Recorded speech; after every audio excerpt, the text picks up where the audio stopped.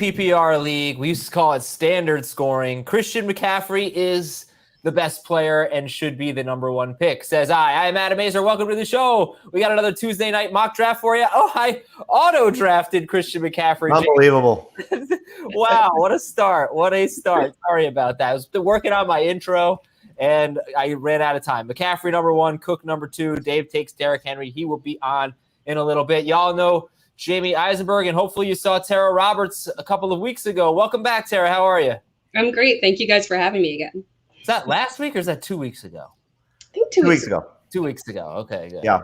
It was. I think they said it was our highest rated show ever for two reasons. One, because Tara was on with Samantha and Steph, and two, because you weren't there, Adam. So it was just a double whammy of perfection. Now, were you chewing something the entire time that show, Jamie, or just this? No, I have a cough drop. Unlike you, I try to avoid getting sick.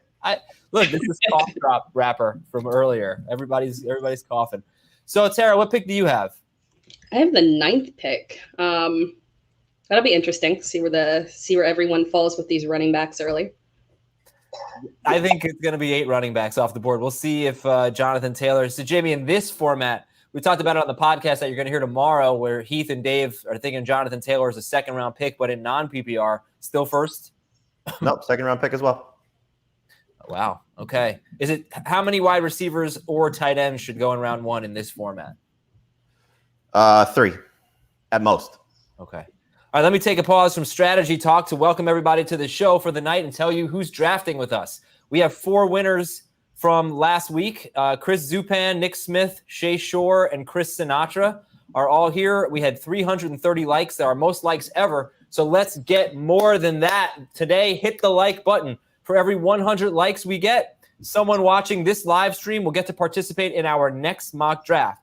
200 likes is 2 fans, 300 likes is 3 fans, and so on. I'm going to be reminding you of that, so hit the like button, please. Also, our first St. Jude eBay items are posted.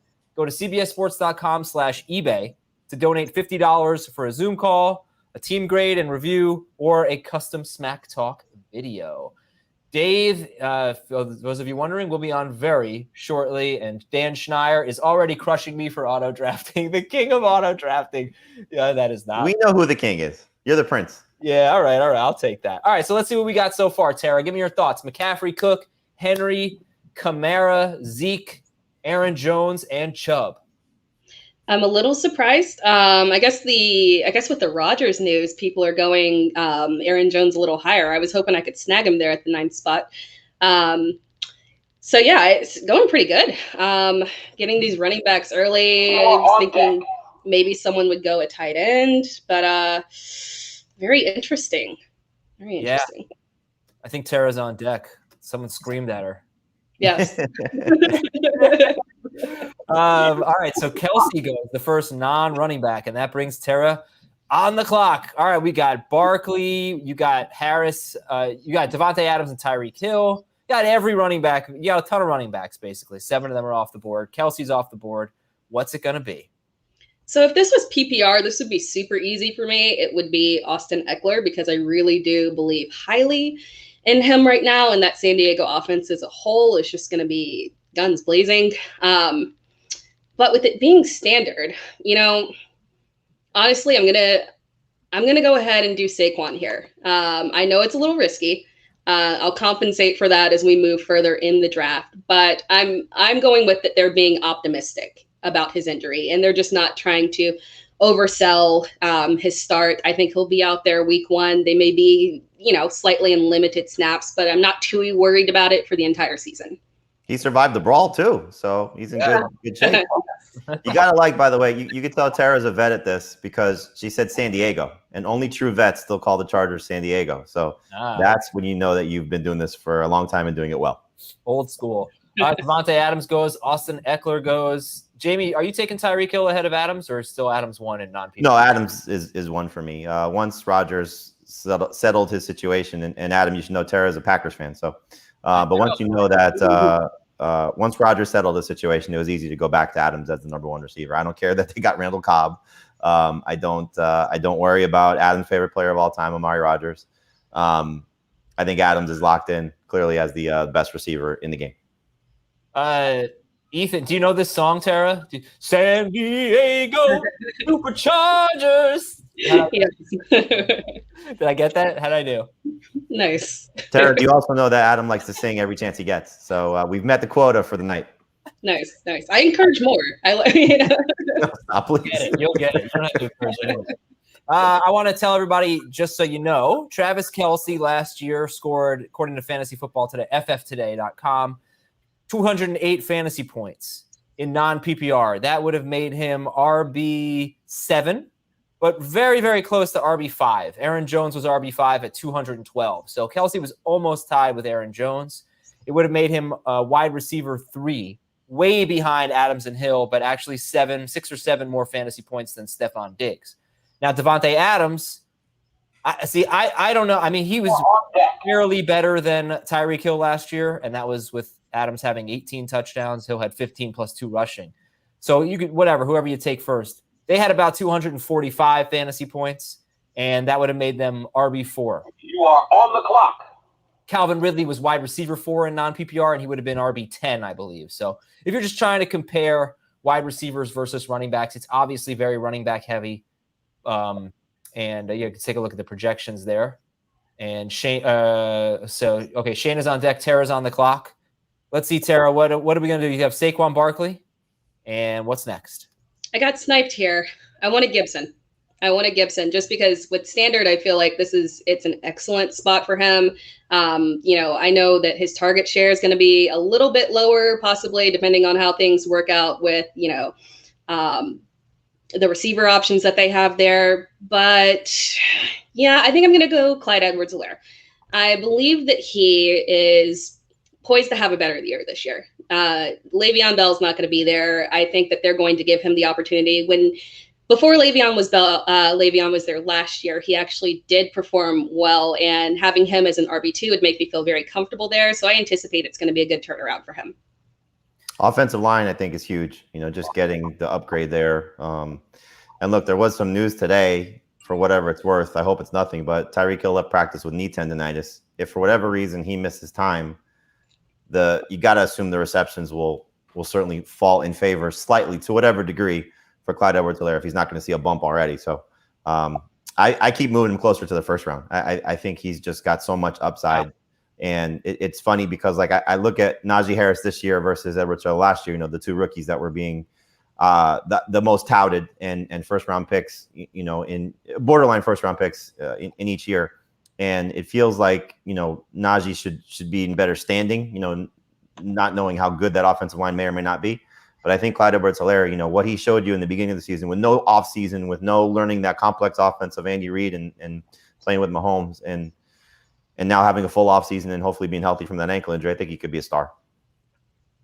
All right. So Najee Harris goes after Tara took Clyde Edwards-Helaire, and then A.J. Brown, George Kittle. And we are at pick 20 now. It's Chris Zupan on the clock and Dave on deck. Dan took Calvin Ridley. Now we're at pick 21, which is, okay, I'm a little behind. Stephon Diggs, a little wide receiver run here. Well, Jamie, I'm going to tell you, I would really like to get J.K. Dobbins. So if Dave doesn't take Dobbins, please don't take Dobbins. Sorry, bud. Darren Waller. Man, I was actually surprised Dave didn't take him. I thought that was the move Dave was going to go. So Dobbins was, in his last 6 games, he was RB6 in non-PPR, his best stretch. 2 years ago, Mark Ingram was RB8 for the season in non-PPR. And tell me what you think about this pick. I wouldn't do this in full PPR, but in non-PPR, 6 point per passing touchdowns. Let's go Patrick Mahomes.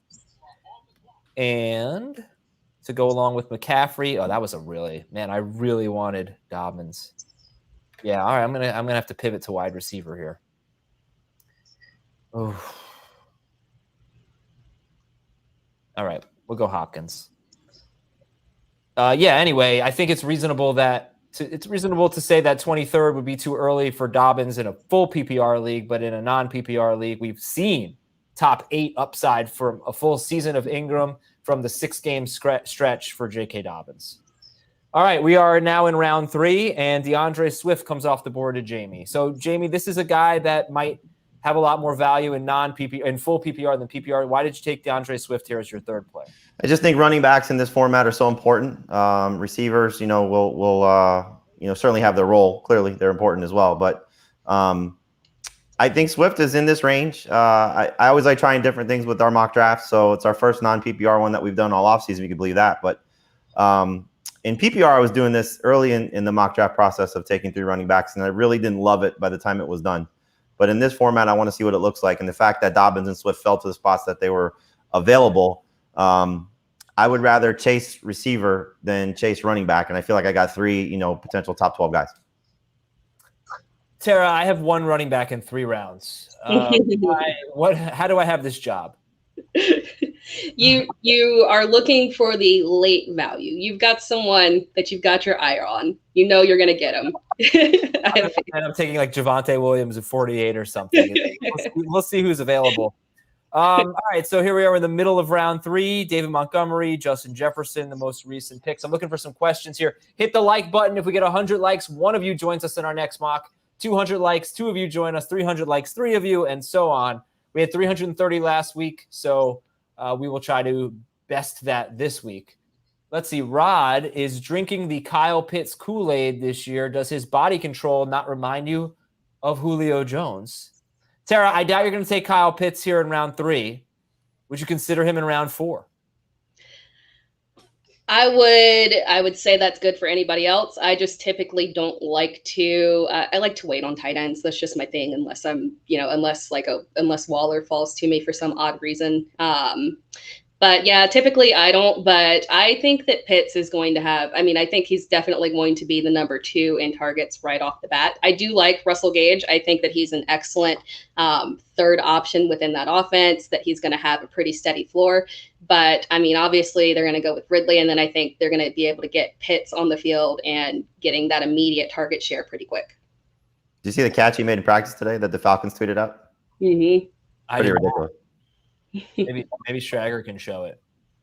All right. Oh, Tara's on the clock. I figured out how to mute my notifications there. So I had no idea. So you have Barkley and Clyde Edwards-Helaire. What are we going to do? So normally I call this guy the PPR god, Keenan Allen. But he's honestly, there's not a huge difference in the production that he makes in standard versus PPR. And I don't anticipate that he's going to, let me go ahead and draft. I don't anticipate that he's going to see a downtick in his production from a touchdown standpoint, just because he's not someone that's out there getting like a Devontae Adams level of touchdowns. So I think it's going to be steady, even if we see a little bit of regression from Justin Herbert, which I don't think is going to happen. But I'm pretty confident that he'll be able to repeat and is definitely a top 10 receiver for me, top 5 receiver. And of all the people out there who's got a shot at being that wide receiver number 1, I think he's one of maybe 5 that could get it. Okay, first of all, like Kyle Pitts, he bobbled that. He couldn't even catch it cleanly. I'm supposed to be impressed by that? It's interesting, Tara, with Keenan Allen in any format, more so probably in PPR than non-PPR. But we've talked about this a lot, and Adam brought this up. I think it was either last week or the beginning of this week, that with Allen Robinson and Keenan Allen, they feel very similar to me, because you're looking at guys that don't score a lot of touchdowns typically. They're high volume target guys, high volume reception guys. And the yardage is pretty much on par with the top tier guys. So is it better to go with one of those two, or chasing some of the younger guys that are going in the same range as them? McLaurin is one that jumps out, DK Metcalf, Justin Jefferson, those caliber of guys. Do you lean toward more the safer 2 of Allen and Robinson, or more of the younger upside guys that are going just in front of them? I do, but of those younger guys, I would say Terry McLaurin is someone that I have a lot of faith in, that can produce at that same level. Just because I really like Ryan Fitzpatrick coming in there. I like the weapons that they added to take some of that pressure off of him. So if I was going to pick someone to put on that level, I would say Terry McLaurin would be someone that I'd be taking over them. Gotcha. Same. Yeah, and the thing, if you want to be optimistic about Allen getting more touchdowns, it's the reason why I don't think Robinson is going to get a lot of touchdowns is I don't think the Bears are going to throw a lot of touchdowns. Allen is like Julio Jones. I don't really understand why he hasn't had more touchdowns. But when Justin Herbert played and Keenan Allen didn't leave with an injury, he was actually on pace for 11 touchdowns. Granted, it was on 181 targets in a 16-game pace. But he did have more touchdowns than what we usually see with Justin Herbert. So I don't know if that's a sign of things to come or just a small sample size. We have big news. We have 100 likes. So now what you do is you send in your Twitter handle, and we will select one of you to join us whenever we do our next mock draft, probably next Tuesday night. So send in your Twitter handles right now. Remember, hit the like button. If we get to 200, we'll get another person in our next draft. And we want to get to 400 likes today. And I'll be off the show in about 15 minutes, so that's when the likes are really going to pour on. Dave Richard, welcome. Good evening, Jamie. Good evening, Tara. What's up? Good evening.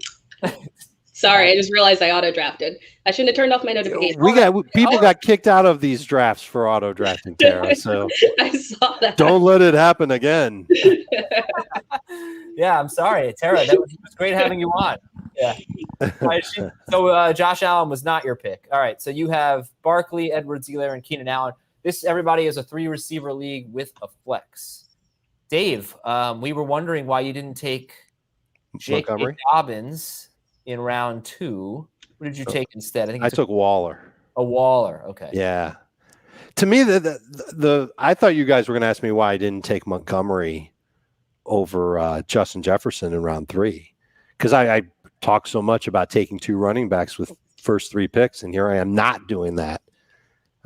Decided to roll with a little bit more of a balanced approach. Non-PPR, I don't know if I can necessarily make the case that Jefferson has a chance to be that much better than Montgomery, but I think he's got a chance to. I like Jefferson's chances to rack up some big yardage and find the end zone a little more than he did last season, so I took him. Well, my RB2 is going to be a steaming pile of poo. I hope you have better success than I do. I'm just looking at Darrell Henderson, and there is 0. I may take him, so you better watch what you say. You're not gonna take him. He's not gonna be on the board. There's no chance. I think Heath likes him, so Heath might take him. All right, we got the Cowboys going back to back. Lamb and Cooper. Here's Julio Jones. Still only. So Tara, you're Lamb over Cooper? I am, yeah. Yep. And it's not by a big margin. Just I think that the big play capability is going to lean towards more CD. So I like it. I do too. I think it's nice to see that Cooper lost weight. What he was talking about today, that he's waiting till he's 100%. He wants to make sure he's right, which is a good thing at this time of year, especially since the Cowboys started early. But it just feels like not the same like what we saw with Godwin passing Evans a couple years ago, or last year with Ridley passing Julio, because I don't think that's the same comparison right now. But it wouldn't be surprising if that's what happens, that Lamb is better than Cooper. Cooper's still good, but Lamb just a little bit better.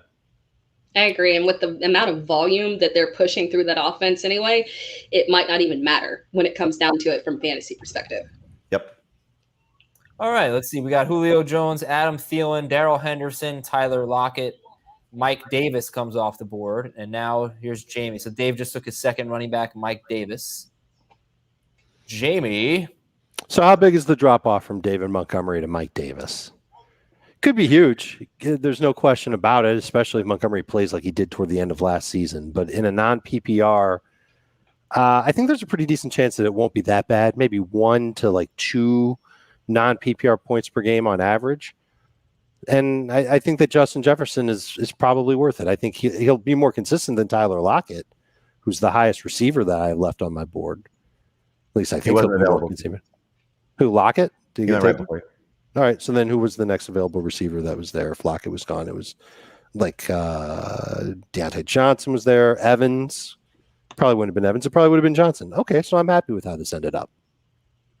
Boy, I'm not. I think you just lean into it and don't take another running back. Don't reach. Unless there's one that you really like. It's a non-PPR league, so I just feel like if you wait 24 picks to take a running back, they're going to be. It's going to be poo. Yeah, but I think the thing you hope for is obviously that these guys can go, but you hope for just to take your next turn, take a Damian Harris and a Javonte Williams or something along those lines. They're both going to be gone. That's okay. So then take the next, Zach Moss, and you still like James Conner, I think. No, not really. That was a fleeting thing. So then reach a little bit. Take Michael Carter here. Yeah, no, I think I'm going to take Javonte Williams. Yeah, as soon as my computer stops loading. There we go. All right. Yeah, the thing is, I actually I know it's hard to project touchdowns, but I took Kupp over Moore. I would not do that in a half or a full PPR league. But Sam Darnold doesn't throw touchdowns. DJ Moore doesn't catch them. So I went with Cooper Kupp and then Javonte Williams because I think he has a better chance to score touchdowns than Michael Carter. Maybe not in week 1, but at some point in the season. It doesn't really matter. I have McCaffrey, so I'm probably going to win the league anyway. But sure. That's what I said last year. Touchdowns are king. Adam Thielen outscored DeAndre Hopkins in this format last year, so touchdowns are king. Of course, Adam Thielen had a ton of touchdowns. Jamie took DJ Moore. Dave took Josh Allen. Round 5, Josh Allen. I'll take that every draft I can. Now, can you guys just please make me feel a little bit better about something? I took Mahomes 24th overall. If he had been available in round 3 or 4, would one of you have taken him? I'm sure Heath would have. Yeah. Okay. All right. That's good. All right. Any questions out there? Oh, here's a question about a full PPR draft. If you started a full PPR draft with Zeke and Jonathan Taylor, where would you go next? How about to your favorite store because you won your league and you're going to get all this money? I'd probably go to the offensive line store and see if Quentin Nelson's healthy. Buy him an ankle. Go to the cloning lab and see if you can clone Quentin Nelson in 2 weeks' time. If there's a tight end that's left when you're up in round 3, I would love to go with Waller or Kittle. Yeah, if that's they're a there. good place for Waddle. I would love that, and I wouldn't be opposed to taking a top 10 receiver, just who's ever the best of what's left among the top 10 receivers in that spot. All right, here's one from Dinesh. Mike Davis is so polarizing. I feel so comfortable taking him in the 5th round. He went toward the end of the 4th round. Right. Pretty close. Desperate fantasy manager. Needed an RB2. Took Mike Davis. Don't feel good about it. Don't feel that good about it, but he can be all right. He should be the top touchdown guy for Atlanta on the ground. Don't see him having any type of a breakout season. Last year was as close as it got for him to having a breakout year. And there's already talk about Kadri Allison and even Cordero Patterson working in the running back group. So there's going to be a mix and match. And I really do think they're going to throw maybe not as much as they did last year in Atlanta, but pretty close to it. Just combination of game script and Arthur Smith, going with the best element of his offense, and that's the pass, not the run. All right, here's from Michael LaShore. Is 5 too high for Travis Kelce in a half PPR league? Tara, what do you think? 5.5 PPR, is that too high for Kelce? No, I mean, so the thing about Kelce is if you want him and you've got the 5th pick, you have to take him there. So if he's your guy and you want him, I'm good with it because it's not going to fall back around to you the next time around. So I accept Kelce anywhere from that mid to late option of the 1st round. I really like that Mark Andrews pick. Kind of regretting not taking Mark Andrews in the non-PPR. Good job, Heath. Yeah, Heath. All right. Tara, you're almost up. How you feeling? Adam, we got a winner. Oh, that's right. Who is it, Ben? I got too much going on. What's Here up? we go. Andrew Rosso? You tell me. Rousseau? Russo. Rosso. Yeah, Rosso. I'm gonna go with Rosso. We'll call him Andrew. Andrew Rosso gonna fight. Good stuff. All right, congratulations to Andrew, and let's get to 200 likes, and we'll get another one. We'll get another listener, viewer in our next draft. Tara takes Jamar Chase. All right. Mm-hmm. So let's. Yeah. I know it's a little bit of a risk, but if I had him queued up, if he fell to right there, in my opinion, just going ahead and taking him and taking the chance that he's going to be that number 1 guy with Burrow. I like it. Rosso. Okay. You like him better than T. Higgins because they are back-to-back in ADP. You obviously do. Is there a particular reason for it? I do. And I'm a Clemson alum, so I'm biased towards T. I love him. But for me, they're a 1A, 1B situation. And T's the 1B. He's still going to be a great option. There's enough volume going through that offense that I'm completely okay with taking T fairly early. But I am pretty confident that the connection there between him and Burrow, or between Chase and Burrow, is really going to overpower him there right off the bat. So if it were a different situation, a different team, different quarterback, maybe I would think about it twice, but that connection kind of pushes me over the edge. Okay, we got TJ Hawkinson going here. So, Tara, I have a question for you. What's up with the rock? It's just a rock. Why is it so special? What's that? It's Howard's Rock. It's very important. The history behind it, and I've actually got to get up there and touch it. And something about it. You feel like something special is going through you. And the run down the hill is one of the most incredible entrances in college football, and I will debate anybody on that. So yeah.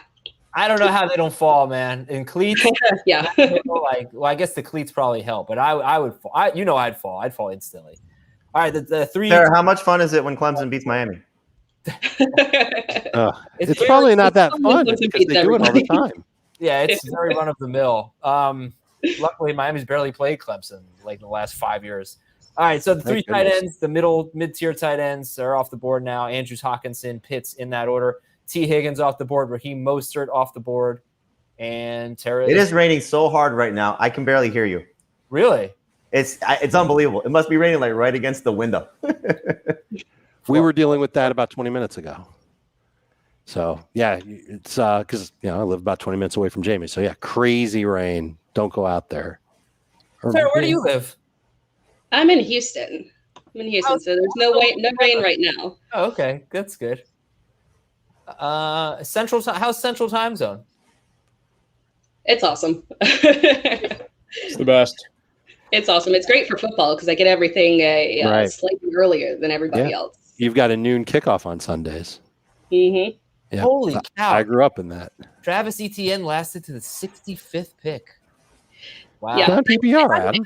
On another running back and was going to wait, but for him being right there, it just made sense to me. So especially with me having Saquon and kind of taking that risk that maybe I might need to plug somebody early, I'm pretty confident that I know James Robinson's going to be a pretty hefty part of the offense, but with him being able to get in there for maybe some big play capabilities within the pass game, I'm confident with that as that third RB.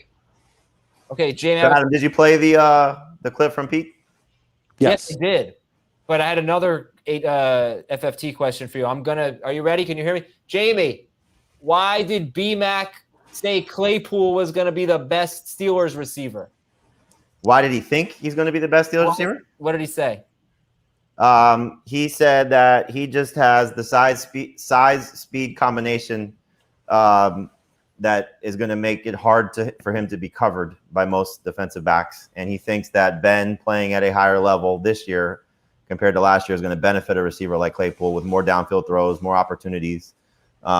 He just thinks he's just a freak at that position, and it's hard to say that one guy is going to be significantly better than the other because they all do different things and they're all successful in their own right. And look, Juju's trying to get paid. I'm sure Ben's going to try to do whatever he can to help him get there. Deontay's coming into his own as a potential superstar, and the same with Claypool. But I think I've said this time and time again, if Ben is able to have more opportunity to throw the ball downfield and can do it successfully, then it's going to be a huge season for Claypool. And I think that's what BMAC is looking at and kind of hoping for. Yeah. All right. Dave, good with the Michael Carter pick there. Thank you. He lasted longer than I thought, too. Jamie takes Damian Harris. Screw you, Jamie. I hate your guts. That just sucks. Adam's so aggressive in a mock draft. You should see him in a real draft. Just hate this team. I don't want to play anymore. For the record, Damian was the guy that I was going to take if it wasn't ETN there. In this format, he could be awesome because you don't have to worry about him catching the ball. I mean, that's not going to be a role for him. And depending on the quarterback situation, Cam's going to, be tough to deal with because of what he'll do at the goal line. But I think Damian's their guy, even with Ramondre Stevenson coming on board and Sony Michel still on the roster. I can't see Sony Michel staying with the Patriots. I think that's a move that's going to happen. It feels like that's a guy that they can trade and get value for with some teams losing running backs right now. I don't know what they'd be able to get in trade for him. It doesn't matter. I think the only way something at this point, because he leaves next year, you're not getting anything. Sure, but they could also move him at the trade deadline if he still has value, if he's still healthy by then. And I'm not disagreeing with you about Damian Harris, especially in non-PPR. The thing that I'd point out is that how many weeks does Cam Newton have that job? Because if we knew that let's say they traded Cam and it's Mac Jones under center week 1, dude, Damian Harris would shoot up my rankings like you wouldn't believe, because I know that he would get so many more touchdown opportunities. But with Cam there, I know that it's not going to be the case. Cam was too good in short yardage situations last year. So I'm thinking that I almost draft Damian Harris with the idea that half the year at least he'll have like 1 touchdown, because Cam's going to take the rest. And then once Mac gets in there, maybe he gets 3 or 4. Maybe he's the guy that they turn to in those short yardage situations. But yeah, he looks like he's their best option as the lead back. It feels like maybe a tad too soon to take him at this point, but you know, when you like a guy, you like a guy. That might be the worst turn in the history of fantasy football. What are you doing? He went with the Texans two-step. Wow, I'm gonna be sick. Independently. Why? You like them? Why?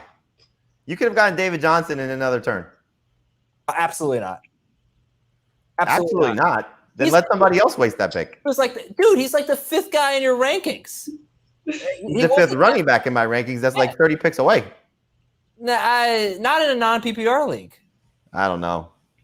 Look, does he have more touches than James Robinson? Does he have more touches than Melvin Gordon? I don't know. I mean, look. I think he does. He didn't have to share the ball last year. He's going to share the ball this year. I don't. With who? Mark Ingram? I don't think so.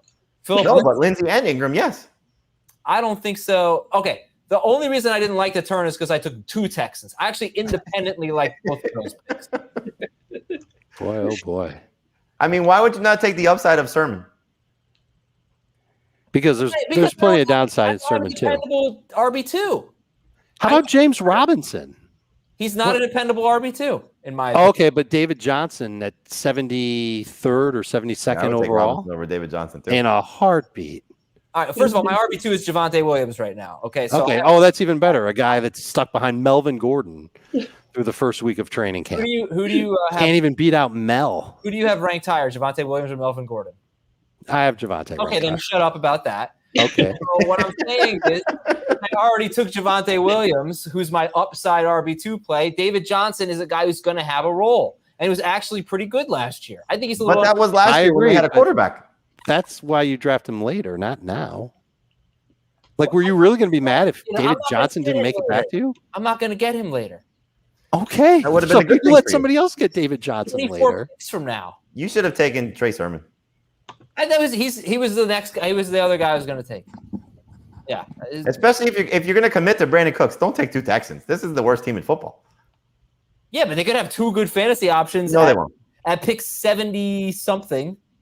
That was terrible. 72 and 73. It was bad. It was bad. There's it was definitely bad. All right, well, I'm gonna go. That's a great comment right there by Rodney Wilson. What do you say? The Texans are great. Check the Azer stats. I honestly was. Okay. If you take out all the games they lost last year, they were undefeated. I will confess something. Okay. I didn't realize that I drafted 2 Texans. I have a lot going on here. You didn't realize that you drafted 2 Texans when you have back-to-back picks? I sort of realized it. I'm hosting. How much NyQuil have you taken? Are you taking NyQuil by mistake and you're already asleep? I'm not feeling well. I'm out of it. I'm mentally not right now. Oh boy, Jamie, it's your turn to take over. Can I draft Adam's team too? I don't know if you can save this. I don't think anybody can save this. Yeah, not even Joe Judge. Excuse me. I have the best running back, the best quarterback, On the Texans. and the best wide receiver and running back on the Texans. So That's a hell of a way to go. Trey Sermon. I'm not going to get Trey Sermon. I'm not going to get Zach. You could have. No, I couldn't. Oh, I could have then. Yes, I'm not going to get. You could. I honestly, no joke. You had a better chance of going Sermon, David Johnson than the other way. Okay, I would say I like David Johnson better than you do. That's fine, and that's wrong, but that's fine. No, we'll see. I mean, Trey Sermon could be nothing. He could be 6 carries a game and no catches. he will be that. He'd also for be the best a running back in huge San part of the Francisco on a season. team that's going to win a lot more games. I mean, on a team that's going to win a lot more games, it doesn't really matter. It doesn't. No, If you have Javonte Williams and Trey We've said time Sermon, and time again how much more important it is to have a running back on a team that's going to be successful. right? absolutely not. Oh, I said the exact opposite. I said it was more important for wide receivers, and that's not my belief. That's what the stats have shown. As I did this last week, I looked at this. Okay, so then why'd you take Cooks? But Tara, who would you have taken, David Johnson or Trey Sermon? I'm sorry, Adam. I would have taken Trey Sermon. I would have taken Trey Sermon if my RB, if Javonte Williams had been Mike Davis. But you're taking a floor play as opposed to a ceiling play. Sometimes, you know what? I kind of resent the whole always take upside thing because people overlook downside. You can take upside all day. But you're trying to win, not trying to finish fifth. I think David Johnson could help me win. You know, like if I had not taken Brandon Cooks there, would you have hated the David Johnson pick as much? Yes. All right. Well, then we just disagree about David Johnson because I think he's better than that. I think he's a fine flex, especially in a non-PPR league where your running back should be your flex. But Nico Collins. I'm just reading the comments. Nico Collins. Don't spoil my cue, okay? You just gotta lean into it. Take Davis Mills too. I'll take Deshaun Watson. We'll see. All right, Let me ask you a question. Laviska Shenault, is he your favorite Jags receiver? He is, yeah. I know we're talking about upside, but yeah, I like the higher upside with him, especially when you're looking at where you're drafting him. He's not someone that you're trying to rely on to be something that has to pan out as the number one receiver. If he's getting the second amount of targets from a team that's going to be playing from behind a lot, then yeah, I'm all for it. He's getting a lot of hype. Again, our colleague Pete Prisco was there, and they're just raving about him. Pete said it's going to be a pretty even receiving core. Chark will have his days. Shenault will have his days. Marvin Jones will have his days. But, man, if they give Shenault the opportunity to lead that team in targets, he could be special. Really good. Hey, goodbye, everyone. Later, Adam. Feel better, Adam. Go Texans. I already do. Adam. Dave, your brother so just here we are in donated the $50. draft here. So, Tara, you just took Aaron Rodgers. A little homer pick there, or are you confident in Rodgers repeating his MVP season? Nice. It really came down to looking at everything else that was on the board. I just didn't particularly like picking at it right there. There wasn't a tight end that I wanted to take at that place. No running backs, wide receivers was like, So going for quarterback right there and Rodgers being on the board, I typically try to not take Green Bay Packers so I don't feel like double the pain. But yeah, I thought it was a good option right there. And why Rodgers over Brady or let's say maybe a Jalen Hurts? Because I do believe that this is the championship push for him. I don't think he's going to have the exact same volume and level of, I think volume will be the same. The amount of touchdowns will probably come down a little. But I do have him I think he can hit 40 or potentially a little bit more, not as much as last year, but potentially a little bit more and give you very good value for what you're getting him. It's going to be interesting to see what happens there, with how much the run game matters clearly, for what they do. Schedule's going to be a lot tougher. What do you say, Dave? For Green Bay? Yeah. Outside of the division, it is tougher. It's much tougher than last year. Yeah. It's one of the reasons why I'm kind of fading Rodgers. Just regression in general, sure, but last year he took on the AFC South and the NFC South. Those are like 6 or 7 not so great defenses. This year it's the NFC West and the AFC North. There might be one ugly defense in that group of 8, and the other 7 could be really tough. And I know it's Aaron Rodgers, but other quarterbacks that you might draft around him. Brady got all of his weapons back from the Super Bowl. Tannehill's got Julio Jones. Rodgers adds Randall Cobb. That's it. So I'm a little nervous. I'm nervous to take Aaron Rodgers and expect him to be right back around 25 fantasy points per game. I don't know if he can get there. He didn't get there in 2019 or 2018. Injuries played a role in that too, though. All right, Dave, you're up. All right. Who's the best player left on the Texans that I can take so that Adam can't get him? Watson's still there? Maybe I'll take Deshaun Watson. Or maybe I'll just take that guy. I'm just going to keep taking running backs from Adam. It'll work out for you, man. Having a lot. I got 5 that I like. Yeah, I only have 3. I'm not sure if I'm even going to go 4 here with my next pick. I think Adam just took Will Fuller. I wonder if he thinks Fuller's still on the Texans. On the team. He took AJ Dillon too. I don't mind the Dillon pick. I think this is a good time to get him. Yeah, very solid. He's turning into one of my favorite lottery ticket running backs because I think he's going to have a role even when Aaron Jones is healthy. We saw Jamal Williams get around 9 touches per game when Aaron Jones was healthy. And Dillon how can they deny using him in short yardage goal line plays? I wonder if he might be like matchup proof for 6 points each week, which is perfect for non-PPR. He might be, but it's hard to get away from a guy that scores as much as Aaron Jones does, so and clearly the contract, despite the fact that they drafted AJ Dillon last year in the second round, they still paid Aaron Jones, which is not a typical Packers move. So be very interested to see what they decide to do there. You took Jamal Williams, Dave. What do you think about this Lions running back situation where Dan Campbell saying he thinks Williams could be like Mark Ingram, Latavius Murray, while Swift is kind of playing that Kamara role?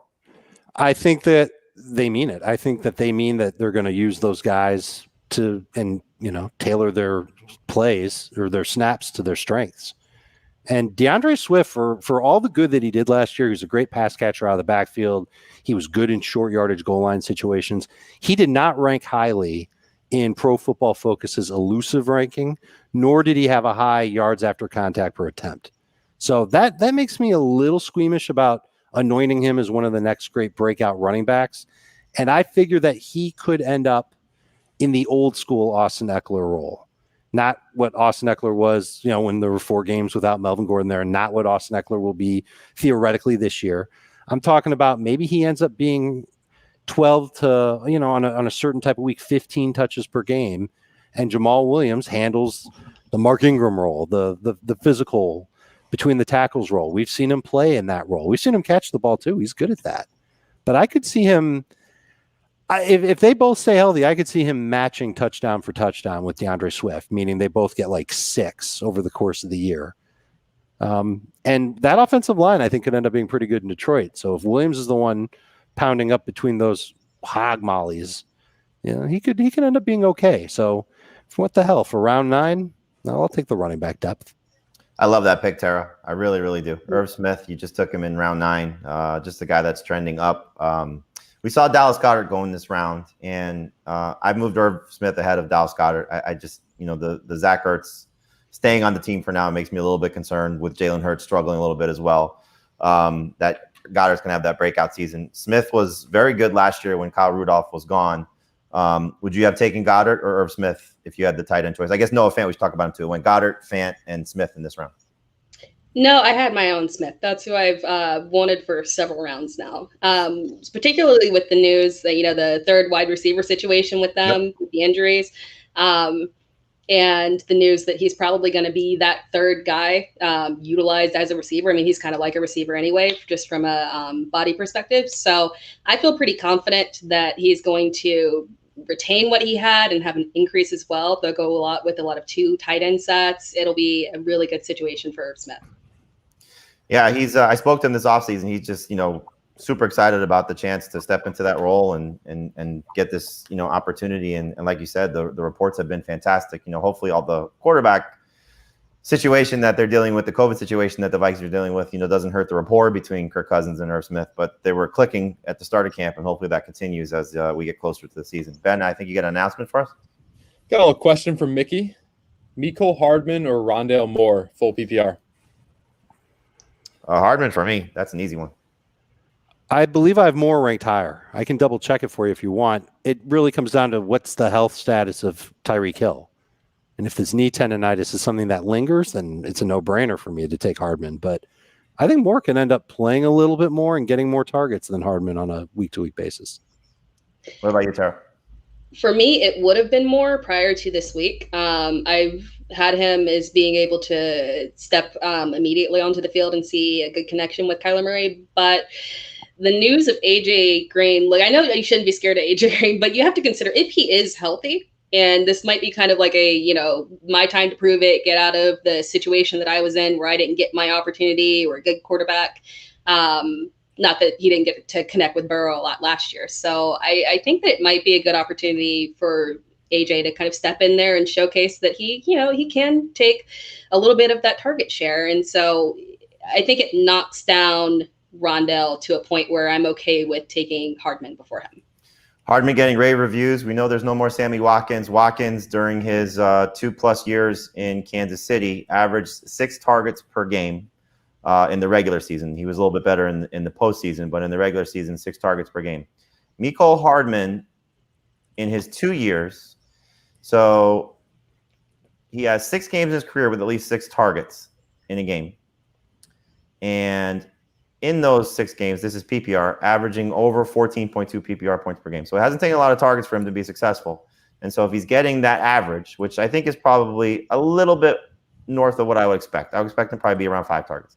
But you're tying the second receiver, third pass catcher, maybe fourth pass catcher, you want to say the running backs, with Patrick Mahomes and Andy Reid, and a guy that I think they have to justify spending a second-round pick on a couple of years ago.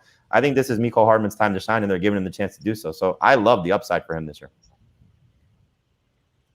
All right, Terry took Devontae Parker. So we got the Dolphins receivers. They've all now been drafted. Adam took Fuller. Jalen Waddle went 3 picks in front of you. You like Parker the best? He seems to be the healthiest right now of the group. I like Waddle the best, so I would have preferred to have that, but I like the signs that they're showing that they want to give Tua the opportunity to throw downfield more. And so for me, taking Devontae Parker right there is a good option. And when I'm looking at who else was on the board, maybe Emmanuel Sanders, it's, kind of a weird situation between him and Gabriel Davis and who's going to take, and the Cole Beasley situation too. So I'm a little concerned about that Buffalo situation. So with who was on the board, it felt like it was the right decision. Not a bad pick. We talked about this today on CBS Sports HQ that Parker, if he continues to trend in this direction, Fuller missing time, you already know he's going to be out week 1 with a suspension. Waddle, fighting through an ankle injury. Something certainly that, could work in Parker's benefit. And with the way that Tua is seemingly playing, which he's got, great start to training camp, it's a good spot for him. All right, Dave, you're on the clock. What are you thinking with this pick here in round 10? I've got 2 tight ends in my queue, and I know you and Adam each need a tight end. But I think I can probably get away.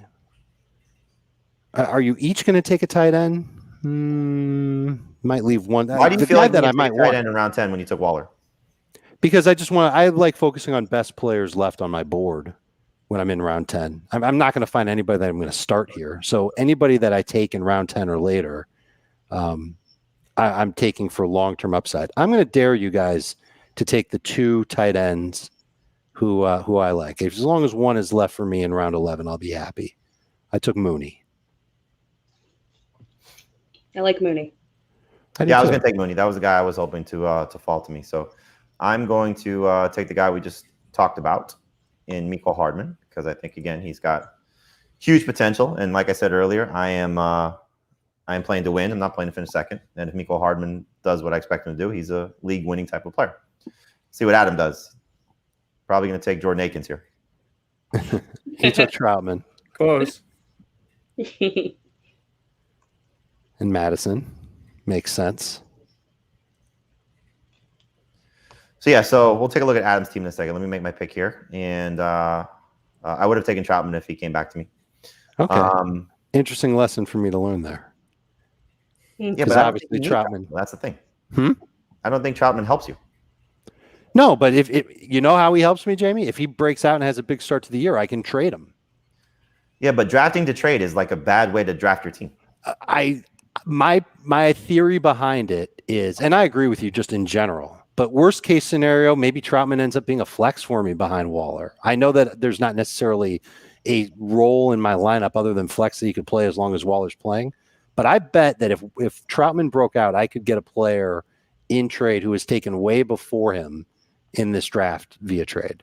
And it'll be somebody that could help me, probably something that I would need at wide receiver if that were to happen. And that's why I'm taking Jonnu Smith. You can sit on my bench. I think he breaks out, and if he does, then I've got some trade capital. Terry, you take one of the top 3 wide receivers. Are you planning to take a second one? You mean tight end? I'm sorry, top 3 tight ends in Kelce, Kittle, or Waller. Are you planning to draft the second one at any point aside from maybe a late round flyer?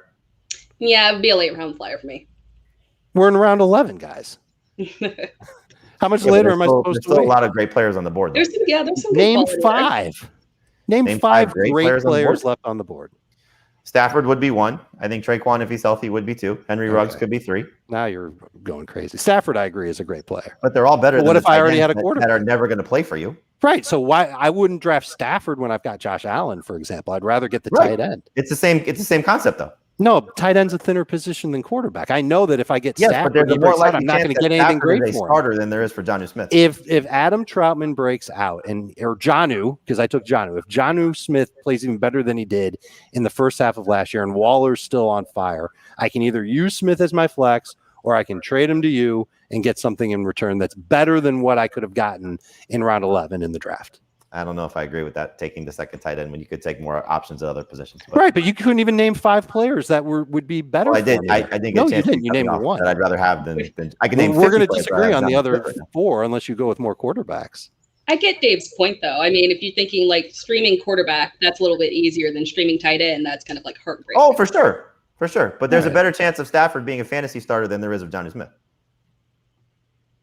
Sure, but I don't. If Jonnu plays well, I think I get more in trade for him than I do for Stafford, unless Stafford is like potentially. I mean, again, fire. It comes down to what all it takes is one person. All it takes is one other fantasy manager to say that they need that. Sure, but in this pretend league that we're not playing out, I don't know if there's a manager that's going to overpay for a quarterback. Okay, so stay right there. So in the pretend league that we're not playing out, why are you drafting to trade? Because I'm taking the best available players and making the point that when you're this late in the draft, sometimes positions shouldn't matter. You should just get the players that you think are going to be best for your team. Okay. I guess by that same theory, though, you could take a lottery ticket running back that if somebody goes down, let's say. Name me one. Rashad Penny if there's no Chris Carson. Darrell Williams if there's no Clyde Edwards-Helaire. Samaje Perine if there's no Joe Mixon. Xavier Jones who's on the board if there's no Darrell Henderson. Sure. I mean, we're naming a who's who here. I mean, I'm not going to fault you on Rashad Penny. I agree with you on Penny. I'm not even sure if Perine would be the guy because they like Chris Evans there, and I'm not sure if Xavier Jones is the guy. And I don't remember the other running back that you named. And you're not sure if Jonnu Smith is the best tight end? I think Jonnu Smith's got a chance to lead the Patriots. Listen, I think Jonnu's got a chance to lead the Patriots in targets this year. Unfortunately, it's the Patriots that we're talking about him leading in targets. But I think the Patriots have it designed for him. I think he's an athletic player who's got the potential to be really, really good. We've seen it. I just, wish he was playing on Falcons or something like that. That'd be pretty dope. But he's not. He'd be behind Kyle Pitts. All right, Tara, let's look at Rashad Bateman here, the last player you just drafted. So we have the news this week of the Ravens being down Marquise Brown. How excited are you about Bateman now, maybe being the number 1 receiver for Lamar Jackson if this injury lingers for Marquise? And I like Hollywood. I mean, I think that, it's possible that he still shifts into that second wide receiver role, but still gets a decent amount of play where he's being drafted at. But Bateman has, for right there with what you're looking at, with the wide receivers that are on the board, Bateman has such a clear path to being the number 1. I mean, obviously Andrews is going to still get the most amount of targets, but last year, Hollywood Brown was right behind him in targets. So it's not that, Andrews is the clear and above all leader in targets for that team. So Bateman can step in there right away. I like the size that he has and the capabilities that he brings into that offense. And it's a really good option of someone who could have a nice breakout season as a rookie. Could be interesting, for sure. And he had that great play on Saturday in their practice that, was making the rounds on social media where he beat Marlon Humphrey. It was from Trace McSorley, but a lot of upside for him. I just wish he had gone to a different team where he could get, the chance to get more targets. This team just doesn't throw the ball very much, but could turn out to be in his favor, his benefit, if there is no Marquise Brown. Let's take a look at a few of our fans' teams here. And we had 4 people drafting with us. Again, if you like the chance to draft with us, we need to get 100 likes. We already got to how many likes, Ben? I know we're over 100. We're at 181 right now. 181. So we need to pick up the pace a little bit. So 200 likes. The second fan gets a draft with us. 300 likes, 3 fans, and so forth. And again, don't forget our St. Jude eBay items are posted. You can check them out at cbssports.com/eBay. Donate $50 for a Zoom call or get a team grade and review, Smack Talk video, all sorts of fun stuff from there. You can check it out right there. As Ben is showing you the CBS Sports Fantasy Football show that we're doing on September 1st, but you can check out the page. Again, that's cbssports.com/eBay. So we have 4 people drafting with us tonight that liked our stream last week, and let's just start picking at random here. So let's go with Christopher Sinatra. He did it his way. So Christopher has Lamar Jackson, Aaron Jones, and Chris Carson as his running backs, Adam Thielen, Antonio Brown, and Cortland Sutton as his wide receivers, George Kittle at tight end, James Robinson is his flex. His bench is Rashad Penny, Kenyon Drake, Jarvis Landry, and T.Y. Hilton. That's not the order he drafted his team in, but this is the team that he put together. So, Tara, when you see a fantasy team, go quarterback and tight end early, and early being, first 5 rounds, with what Christopher did here, I'm assuming that's what he did with Lamar Jackson and George Kittle. Aaron Jones was his first round pick. So he went, I'm going to guess, probably Jones, Kittle, Jackson, Carson in some order, maybe Adam Thielen mixed in there. His receiving core needs a little work, but what do you think about this team and this build going quarterback and tight end early? So for the way that he drafted, I think the way that he approached the wide receivers was probably the best that he could have done in terms of guys that will, Antonio Brown, if you look at the back half of the season, when he was able to come in there and start to really showcase and make a good connection with Tom Brady, I anticipate that happening. And that's why I'm kind of skeptical of Evans in particular and Godwin and, Thielen again at clear number 2. Cortland Sutton, it's, up or down. It depends on maybe who starts at quarterback there. So I like what he did there. I think it's a good way to compensate for the strategy that he took early. Yeah, I wish Sutton was like 100% healthy at this point. Reports of him still favoring his knee, not looking as explosive. Are you a Judy or Sutton fan at this point? I'm a Judy fan. I'm a little worried that they keep kind of implying that it's going to be Drew Lock. That doesn't make sense to me. I feel like they just need to go ahead and put Teddy Bridgewater in there. Little confusing situation. I don't know if they really thought they were going to get Aaron Rodgers. So I don't, very odd there. But yeah, I like Judy better for right now and in the future as well. Yeah, same. I think, Dave, you are in that camp as well. I am. Dave, let's take a look at Christopher Zupan's team. He had the 4th pick, so he started with Alvin Kamara. So his quarterback is Russell Wilson. He's got Kamara and Montgomery at running back, Tyler Lockett, Stephon Diggs, and Brandon Ayuk. So Diggs, Lockett, and Ayuk at his receiving core. Dallas Goedert at tight end. DJ Chark is his flex for now. He's got Stafford on his bench along with Melvin Gordon, Michael Pittman, and Emmanuel Sanders. This looks like a great team from the number 4 spot. I like a lot about this team. You got to like the running backs and the wide receivers for sure. Kamara and Montgomery, that's a solid 1-2 punch at running back. The depth of Melvin Gordon, and that's it. I wish he did a little bit better there. Can't deny the receivers. Diggs is a top 3 guy. Lockett's a top 15 guy. Ayuk is a top 24 guy. And those are his 3 starters with DJ Chark in the flex. Really think that that's a good group of wide receivers, with Pittman and Emmanuel Sanders basically being utility guys that maybe he uses one of them a couple of times during the football season. Russ at quarterback is fine. Goddard is slipping in my rankings too. You mentioned that he's slipping in yours. I don't really even know who my 7th favorite tight end is right now. It's probably a project I need to think about over the coming weeks. Irv Smith for me. I know, yeah. And I don't think I'm there yet. I don't think I'm ready to agree with you on that. I like Irv better than Troutman and Jonnu, but I still think Goddard could beat him on total points by the end of the year. But I don't really love any of them. I'm pretty much, if I don't get one of those first 6 tight ends, I'm going to wait a while to get a tight end. So maybe I don't necessarily. Where did he get Goddard? I don't know if we know that off the top of our heads here. He took Goddard the same round that Tara took Irv Smith. So I think it was round 10, if I'm not mistaken. Yes. Wow. So that's good value. All right, Dave, make a pick. We'll look at the next team. Okay. Give me a chance to make All right, next team we got here is Nick Smith. Nick had the 12th pick. So Nick picked at the end.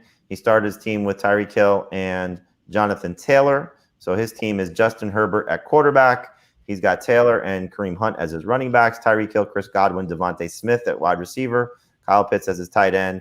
Fournette as his flex, his bench. Trevor Lawrence. And then 3 receivers, Michael Gallup, Jalen Waddle, and Rondale Moore. So, Tara, when you look at this team, we probably should have brought up the Jonathan Taylor situation because no Carson Wentz out for 5 to 12 weeks with the foot surgery. Quentin Nelson also out for Who knows what the timetable is for him, but also expected to have foot surgery as well. So the quarterback and star offensive lineman, Ryan Kelly, their center, also dealing with an injury. We don't know how long he's going to be out. Where do you come out on Jonathan Taylor right now? When it was just Wentz, I was like, okay, not a big issue, because Taylor's just somebody that needs to get a good amount of volume.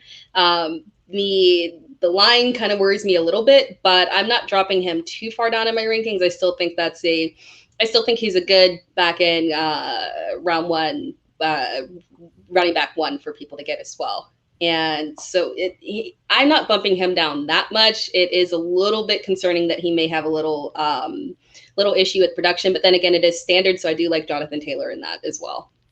Late first round, he took him, I believe, with the swing pick. So taking him there is not bad, especially if look, Wentz could be back first month of the season. Nelson could be back first month of the season. Those guys could be good to go. And Taylor, as he showed us last year, he doesn't need a hot start to finish strong. He was amazing at the end of the season. So hopefully the same thing happens for him if, in fact, this team is able to stay healthy. So you're on the clock, Tara. I'll let you make a pick. We'll circle back to next team in a second. Maybe, Dave, you could take over the commentary here. But sure. Chris Godwin, Devontae Smith, very solid group there. If Smith is healthy, he pulled the trigger on Kyle Pitts. This feels like a very solid team if Taylor is Taylor again. If Taylor is Taylor again, and if Kyle Pitts is what he hopes Kyle Pitts is, because my assumption is that he took Pitts with one of his first 4 picks, then this team's in business. I think Justin Herbert absolutely has an opportunity to finish as a top 7 fantasy quarterback. I think the Chargers are going to throw a lot this year, and I think it's going to benefit Herbert. I think they're going to do everything around Herbert. That offensive line's better. I think he's going to be solid. The weak spots in this lineup, it's Kareem Hunt as the RB2, which isn't the end of the world. I mean, he still has had double digits. It's really just the running backs as a whole. He only has 3. Right. He only has 3, and Taylor is his best one. And there's questions about Taylor right now. I was going to pose this question to you and Tara, Jamie, about who's more important for Jonathan Taylor to return to help Jonathan Taylor. Is it Nelson or is it Wentz? Which if you could pick one player to be back in 5 weeks, it's Nelson, right? Yeah. I agree. So hopefully he's back a lot sooner than Carson Wentz is, and Taylor can get back on track. If everything's right for Taylor, I still view him as a 2,000 total yard guy. I think that's his upside. But without a good offensive line in front of him and without a good passing game to keep defenses honest, I'm worried about him even getting to like 1,300 total yards, which is why he's in that round 2 range for me now. Hill should be awesome as long as his knee holds up. I like Godwin better in full PPR or half PPR. We'll see about Devontae Smith being ready. Don't like Fournette in the flex, but maybe he can churn something with Waddle and Gallup to get a decent flex, maybe a little bit more of a high upside flex in that spot. So I don't love the team. It's not my style, but if Pitts ends up being great, and if Jonathan Taylor ends up being great, and Justin Herbert ends up being great, it doesn't really matter. He's going to be on fire. Dave, let me interrupt you real quick. 200 likes. Leave those we got Twitter there. handles. We That's got awesome. there. There you I'll take the winner 3 minutes. 3 minutes. There you Leave go. Twitter handles. We got two other fans drafting with us, 2 other listeners drafting with us next week. So that'll be fun. You want to look at Shayna Shore's team? I'm sorry? I was asking if you wanted to look at Shayna Shore's team. Yep, that's the last team we're going to look at here. So okay. Shayna is on deck. Tara is on the clock. So Tara will make her pick in round 14. Shayna will make pick next. But Dak Prescott is the quarterback. Najee Harris, Miles Sanders are the running backs. You got Chase Claypool, Amari Cooper, and Robbie Anderson at wide receiver. I don't know why I always read from the bottom up with the receivers, but Travis Kelce at tight end. Tyler Boyd is the flex. Bucs defense at this point, but the bench is Marvin Jones, Latavius Murray, Nyheim Hines, and Henry Ruggs III. So this is what a team looks like if you go tight end, running back early, and the first 2 picks here were Travis Kelce and Najee Harris. So, Dave, what do you think about this team? It's also a team that got Dak Prescott in round 5, I believe. So a tight end and quarterback in the first 5 rounds, along with 2 running backs and a wide receiver. Honestly, I like this team a lot. I really do. I think that having Kelce, along with the trio of Cooper and Claypool and Robbie, I think that that's a nice foursome right there. And you throw in Tyler Boyd in the flex, even if it's not PPR. I think that that's a great flex to have. Prescott's got plenty of upside. I hope the shoulder's okay. They're talking like they're just going to take it really slow with him. I'm hoping they give him at least some preseason snaps. I think he could use it. But they've got to watch out for his arm and make sure that he's fine and good to go. And then the running backs, look, Najee's got all the upside in the world. Steelers have to work on that offensive line. That's the only thing slowing everybody down from taking Najee with maybe a top 12 pick, much less a It's top so 15 it's so pick. funny though with the offensive line because it wasn't good last year, and so everybody looks at it and says it's going to be worse. I don't know how it could be worse. When it wasn't even good. They just lost names, and this is something that I think people fall victim to way too much. When you lose a name player, it doesn't mean that that's a downgrade. It means that they could just be done, and Villanueva might be done. It could just be a situation where some of these guys just couldn't play anymore. Right. So, I'd feel that way about DeCastro and maybe Pouncey, but I think Villanueva, Villanueva was a problem for them last year. I don't even know how important he was, to the overall run game because he was a tackle. But I think they still could have gotten something out of him. I just think that they thought that his price tag was too high. And so they're going to replace those guys as best as they can. I like the rookie that they got, Green, who's going to play at center for them. That'll be a nice start for them. And if they can turn one or two of these other guys that they have into just average players, then the line won't be horrible. And that's all that Najee Harris needs, because literally everything else is in Harris's favor. He's going to have a good workload. It's a good offense that'll feature him. He's got the pedigree coming out of high school, much less college. And he's a 3-down player and on a team that loves to lean on one running back. So the better this offensive line looks, the better the reports are out of training camp, the better that it is in the preseason, the more confident I'll be in drafting Najee Harris. Tara, where do you come out on the Steelers receivers? Because Shayna took Claypool. Who's your favorite of that group? My favorite is probably Deontay, but a lot of what I would do with the Steelers depends on who I drafted as my wide receiver one. And possibly two. So it depends on where I'm taking them and who I'm pairing them with. If I want to take more of a risk and look for more upside, in my opinion, that's Claypool. You'll get games out of him that, unfortunately may not be fantastic and might not have a lot of targets, and you might get blanked, but you'll have heavy boom capabilities. So you just got to play it as is. I agree with you, Dave, on Najee. I mean, when you look at the Steelers last year, a lot of it, we talk about the line, but a lot of it with Connor, there were a lot of times where he just wasn't on the field necessarily and healthy completely. So yeah, if you look at end of the season for sure. Yeah, if you look at games where he was doing, when he was actually with a high snap count, he did very well. So I'm confident that Najee can get in there and take that load. All right, so we're in the final round here, round 15. Thank you for everybody for watching and sticking with us. Let's take a look at our three teams here and break it down. So, Dave, you're done. So let's look at your roster. You picked from the number 3 spot, and you started your team with Derrick Henry. So a lot of people may be, curious why Henry over Kamara in non-PPR as well. So start right there and then give us the breakdown of your team. That's a no-brainer. Derrick Henry and the offense that he's in and the workload that he gets, combined with the addition of Julio Jones, that's going to force defenses to make some really tough decisions about how they defend the Titans. I imagine that Derrick Henry's efficiency goes up, even if his touches drop a little bit. He had 400 touches each of the past 2 years. I'm sure the Titans have to be thinking at some point that they've got to do a little something to keep him fresh, but he's just a bowling ball out there, man. He's awesome. He's actually my number 2 player in non-PPR, because if those catches don't count, I think he's got a shot to get well over 1,500 total yards again. Can I say he's definitely not going to get 2,000? It's never been done before, back-to-back 2,000-yard seasons. But this guy in the division that he plays in and the schedule that he's got this year, I think he's got a chance to do it. So I'm happy to take him over Kamara, who might have touchdown issues and reception issues. In non-PPR, to me, it's easy. In full PPR, it's a little different. I think I'd take Kamara there. All right, so you got Josh Allen as your quarterback. Thrilled Mike with Davis, that. In round Derrick 5, Henry, I got Jamie. Justin Jefferson, Jerry Jeudy, Curtis Samuel, your receiving core. Darren Waller is your tight end. Michael Carter is your flex. You got the Rams defense. And on your bench, you got Jamal Williams, Devontae Booker, Jonnu Smith, Kadri Allison, Darnell Mooney, and Marcus Callaway. The injury to Traquan Smith, hopefully he'll be back out there. But Marcus Callaway could be a very nice pick with your last selection, knowing that he could be the number 1 receiver for the Saints. Puke until Michael Thomas comes back. Maybe not Puke. He might end up being okay. He's tall. If he's the number 1 receiver, that's Puke. He could be a good player, but I don't want to see him as the number 1 receiver when Michael Thomas is still on the roster. Well, at best, he would be my flex. All right, let's take a look at Tara's team here, and then Ben, you can make your announcement on our next winner.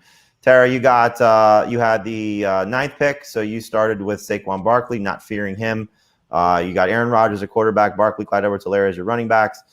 CeeDee Lamb, Keenan Allen, Jamar Chase as your receivers, Irv Smith at tight end, Travis Etienne as your flex, the Patriots defense, Kirk Cousins, Logan Thomas, Devontae Parker, Phillip Lindsay, Laviska Shenault, Rashad Bateman. So I love this team. I think it's one of the best teams that we've seen, especially, with the running backs that you have with Barkley, Edwards-Helaire, and ETN, along with 3 very excellent wide receivers in Keenan Allen, CeeDee Lamb, and Jamar Chase. But you only have one other bench running back. Do you like that, or do you feel a little skittish knowing that Lindsay's the only guy you can turn to if, in fact, Barkley misses time, or, maybe ETN's not the featured guy with James Robinson still there?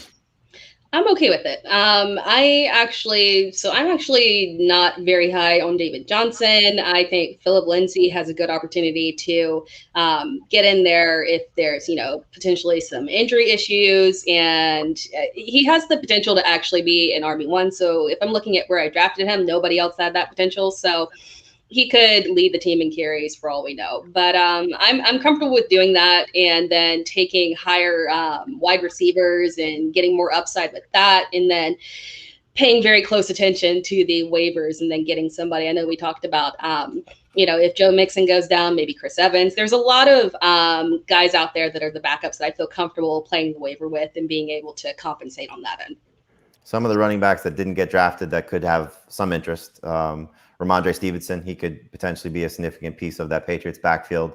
You got Damian Williams with, Tariq Cohen being banged up, and if David Montgomery goes down, he could be of interest. Tony Michel's available. Marlon Mack, if Jonathan Taylor goes down, he could be somebody that you look at. At this rate, Taylor's going to have a broken foot in a week. Bite your tongue. So I love this team. I think they did a great job, Tara. Let's take a look at Adam's team. Ben, go ahead. Who's the winner of number 200? Big winner, 200, Sam Lopez. Sam, I'll DM you on Twitter. You're in our next mock. Congratulations, Sam. Thank you for liking. Thank you, everybody, for watching and listening again, for sticking with us this long. We appreciate it. We'll wrap up the show in a second, but we got to make fun of Adam's team a little bit since he's not here and not feeling well. So we know what he did. He started with McCaffrey, he had the first overall pick, went back-to-back with DeAndre Hopkins and Patrick Mahomes, and then everything kind of started to snowball downhill for him from there. So his running backs are McCaffrey and Javonte Williams. His receivers are DeAndre Hopkins, Brandon Cooks, and Cooper Kupp. Remember, he had the best turn ever in fantasy football history when he went back-to-back with Brandon Cooks and David Johnson. Johnson is his flex. Adam Troutman's his tight end. His defense is the Browns. On his bench, Will Fuller, Joshua Kelly, Alexander Mattison, Chuba Hubbard, A.J. Dillon, and Terrace Marshall. So I'm just going to ask you guys one question. Give this team a grade. How would you grade it, Tara? Oh man, why'd you have to ask me first? I'll give him a C. I'll give him a C. I think he recovered. So I think he recovered well with the AJ Dillon pick. I think that's going to end up being better than him, or a better option for him on down the line potentially, because he's someone, if barring some injuries or something, there's a lot more confidence with what he can do compared to a Joshua Kelly or maybe even an Alexander Mattison. We don't know about Hubbard. So I like what he did there. Yeah. Troutman could be something. So there's always that as well. Tara, I can tell you, we're going to invite you back regardless, so you don't have to be nice to Adam. He may not even still be watching, so you can grade him fairly, but giving him a C is very, very generous. Dave, what would you give this team? He might have his head in the bowl right now. I think any team that's got Mahomes, McCaffrey, and DeAndre Hopkins cannot possibly be a C. I'm going to give him a C+, because I think that those three guys just by their own merit are good. But the problem he made for himself was taking Patrick Mahomes with one of those picks at the turn, at that 2-3 turn. He really shot himself in the foot. Maybe it's not necessarily just taking Mahomes, but by not taking a running back there. Because when he was up in rounds 4 and 5, he realized that the running back talent pool was in dire straits. And honestly, Javonte Williams might have been the best available running back that he could have taken there. But if you're a fantasy drafter that isn't prepared to go, you've heard the term zero RB. The term that you use now, apparently, when you're going to take only one running back early on, is hero RB. And so if you're not prepared to go hero RB, I don't think you should take Mahomes at 24-25. I think you've just got to let somebody else in the league draft him, and you hope to get a good quarterback value a little bit later on. And that way you can take somebody who would have been there. David Montgomery would have been there. And I'm not advocating that you should always absolutely take David Montgomery ahead of Patrick Mahomes. But if you care about your roster construction and you want to make sure that you've got two running backs that you're happy with, you probably have to pass on Mahomes to get somebody like Montgomery at that 2-3 turn. And but so if you had done that, though, Dave, is interesting because I think a lot of people will say that coming out of their draft, they want to feel comfortable about having two running backs. By the end of the season, and you said it to start the grade, he has Mahomes, McCaffrey, and Hopkins. Mahomes is more likely to be the number one quarterback than Montgomery, or I'm going to guess Adam would have taken DeAndre Swift, who's still available, over Montgomery. Yeah, maybe. It's more likely that Mahomes is the number one quarterback than DeAndre Swift or Montgomery is a top 10 running back. So taking that's fine to say, but then don't complain about the running backs that are left. A top 20 running back, that likelihood is a better gamble. Sure, but then you can't complain about the running backs that are left when you're up in round 4 and 5. Or he might have thought, well, I'll just settle on somebody like Mike Davis or Darrell Henderson when I'm up in rounds 4 and 5, and they didn't make it back to him. So that's what I was telling him. Like if I'm going this route and I realize I'm going to commit to Mahomes in round the 2-3 turn, I'm going to lean into it as much as I can. I have McCaffrey.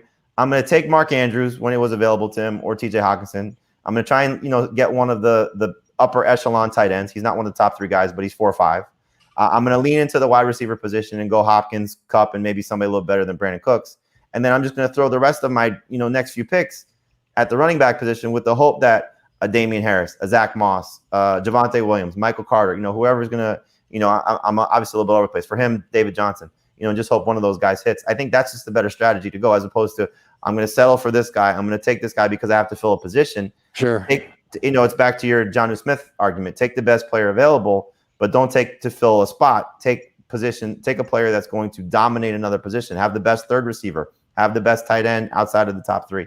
You have the best quarterback and the best running back. So I think that just would have been a better strategy for me. I'm going to give him a C as well, because I do think, again, what you said is appropriate. Mahomes, McCaffrey, Hopkins, those are 3 pretty solid players. Cooper Kupp's a good 4th, and Javonte Williams could potentially be a very solid RB2 by the time the season unfolds. All right, you can see my team on the site on cbssports.com. I'll write about this draft some point tomorrow, so that'll be up on the site. I'm sure we'll review it on our podcast as well. Thank you to everybody for listening. Thank you to Tara Roberts.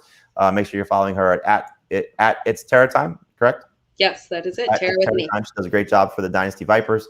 Fantastic on your second appearance here on our YouTube stream for fantasy football today. Dave, great job as always. Hopefully Adam is feeling better. And again, thank you everybody for watching.